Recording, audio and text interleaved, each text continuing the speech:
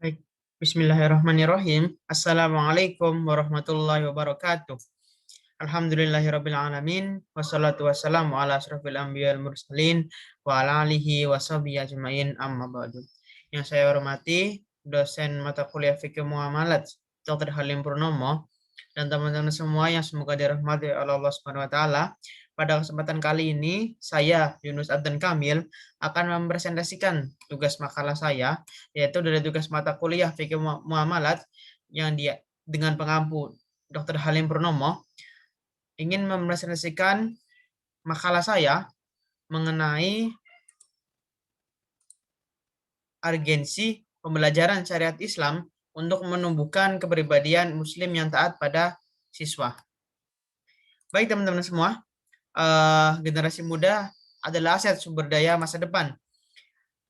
Pembangunan yang berkualitas harus dimulai secara komprehensif, dan pembangunan yang berkualitas harus dimulai secara terstruktur, baik di lingkungan keluarga maupun di lingkungan lembaga pendidikan. Setiap tahapan pendidikan juga harus memerlukan upaya yang komprehensif, memiliki format yang jelas, melalui nilai-nilai agama dan kurikulum sekolah serta segala perangkatnya. Meskipun syariat Islam telah berlangsung selama hampir 7 tahun, namun perilaku para siswa tidak banyak berubah, bahkan menunjukkan tanda-tanda yang mengkhawatirkan, baik di sekolah maupun di luar sekolah nantinya. Keadaannya bisa jadi lebih buruk, seperti dalam beberapa kasus remaja.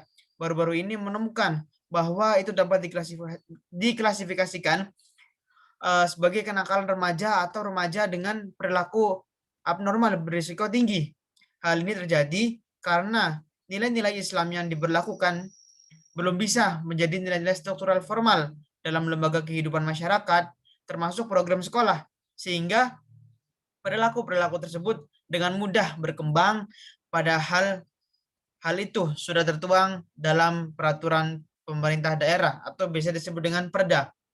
Baik teman-teman, kita lanjut ke pengertian syariat Islam. Menurut Kamus Besar Bahasa Indonesia atau biasa kita sebut KBBI, syariat Islam adalah hukum agama, yang menetapkan peraturan hidup manusia, hubungan manusia dengan Allah, hubungan manusia dengan sama manusia dan alam sekitar berdasarkan Al-Qur'an dan hadis. Untuk mendapatkan definisi lebih jelas tentang makna syariat dalam Islam, maka kita perlu merujuk kepada Kamus Literatur Bahasa Arab. Baik, kata syariat yang sering kita dengar dalam keseharian kita, baik saat membaca buku, menyimak suatu kajian, atau mendengarkan ceramah ustadz di masjid, adalah kata berbahasa Arab yang telah diserap ke dalam bahasa kita, yaitu bahasa Indonesia. Hubungan agama dan kekuasaan negara adalah suatu hubungan yang unik dan rumit dalam sejarah Islam. Keunikan dan kerumitan bisa kita telusuri sejak kehidupan Nabi Muhammad SAW. Secara pribadi, beliau sendirilah yang menyatakan bahwa diutus ke bumi kepada manusia guna menyempurnakan akhlak manusia. Teman-teman yang dirahmati Allah, bahwa syariat berasal dari kata syara'a yasra'u, yang artinya memulai, mengawali, memasuki, memahami, atau diartikan juga dengan membuat peraturan, undang-undang, syariat, syar'un, dan syir'atan memiliki arti yang sama, yaitu ajaran, undang-undang, bahkan piagam. Namun, perlu teman-teman ketahui bahwa untuk mengetahui mana al-syariat, tentu saja Anda harus merujuk kepada Kamus Literatur Bahasa Arab yang menjadi asal kata syariat tersebut. Kata syariat berasal dari kata syara'ata yang artinya memulai, mengawali, memasuki.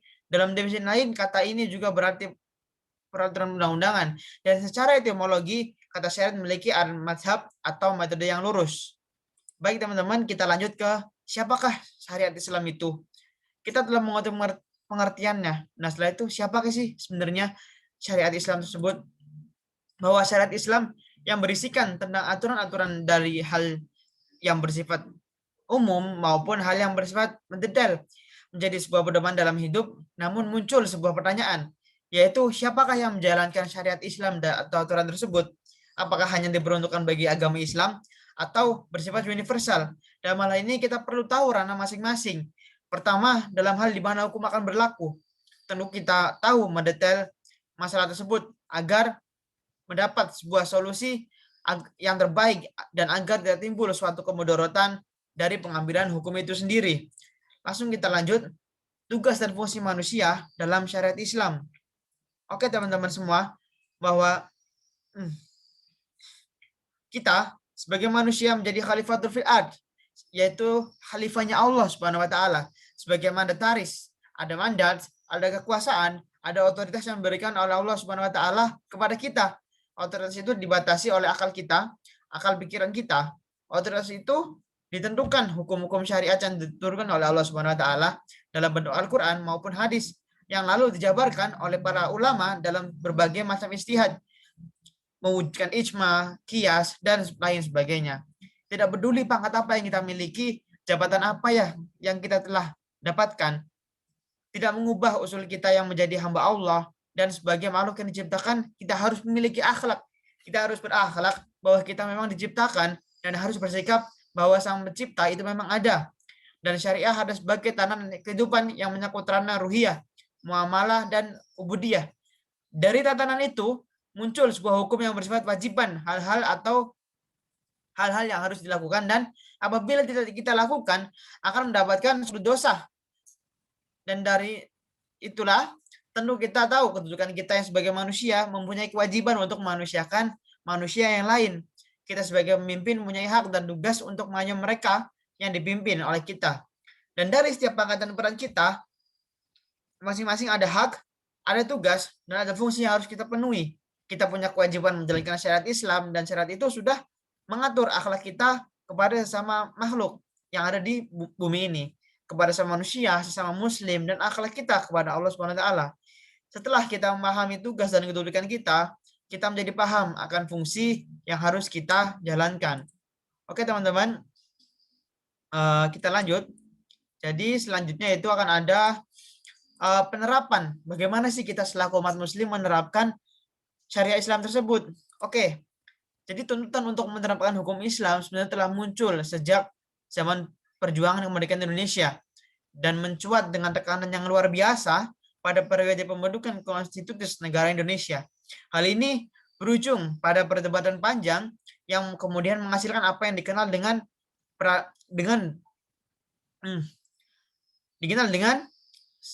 dalam sejarah Indonesia sebagai Piagam Jakarta. Pada akhir ini tuntutan itu kembali muncul dalam perdebatan parlemen dan juga diskusi publik yang dipelopori ormas Islam pada saat berlangsungnya konferensi umat Islam Indonesia yang keempat pada bulan April 2005 lalu. Lalu contoh apa sih yang bisa kita terapkan dalam syariat Islam ini, yaitu salah satunya dalam perdagangan teman-teman. Ada aturan-aturan yang mengatur jalan sistem perdagangan ataupun bisnis. Hukum itu seperti kita tidak boleh membeli buah yang masih mengandung di pohonnya, karena buah itu sifatnya masih belum jelas, jadi buah busuk, cacat, atau yang lain sebagainya. Lalu penerapan dalam berpolitik. Pada zaman Rasulullah, beliau menata umatnya dari adanya pemimpin, badan mal yang mengurus keuangan, mufti yang mengatur hukum, dan lain sebagainya. Dalam sebuah hadis riwayat Bukhari bahwa dikatakan bahwa jika kita berpergian, maka kita harus menunjuk orang menjadi pemimpin. Dan itulah salah satu penerapan yang mungkin bisa kita terapkan syariat Islam dalam kehidupan kita. Langsung saja kita lanjut, tantangan apa sih yang terjadi dalam penerapan Islam ini, yaitu bahwa tantangan bukanlah suatu hal yang kecil dan sepele. Perlu kita ketahui bahwa tantangan untuk menerapkan syariat Islam di Indonesia bukanlah sesuatu yang kecil dan sepele di negeri kita ini. Telah kita ketahui bahwa Piagam Jakarta yang sudah merupakan hasil komprom dari jumlah aliran waktu itu dimentahkan kembali dan akhirnya mengalami gagalan akibat permainan politik beberapa elit. Maka dari itu kita selaku umat Islam harus bisa menjaga apa yang seharusnya kita lakukan. Misalnya kita lanjut ke kesimpulan bahwa syariat Islam merupakan ketentuan atau hukum Allah yang telah ditetapkan oleh Allah Subhanahu wa taala dan wajib ditaati oleh seluruh hambanya. Allah Subhanahu wa taala menyampaikan syariat Islam dengan melewat wahyu yang turun dan disampaikan secara lisan oleh Nabi Muhammad SAW untuk disebarkan kepada umat manusia.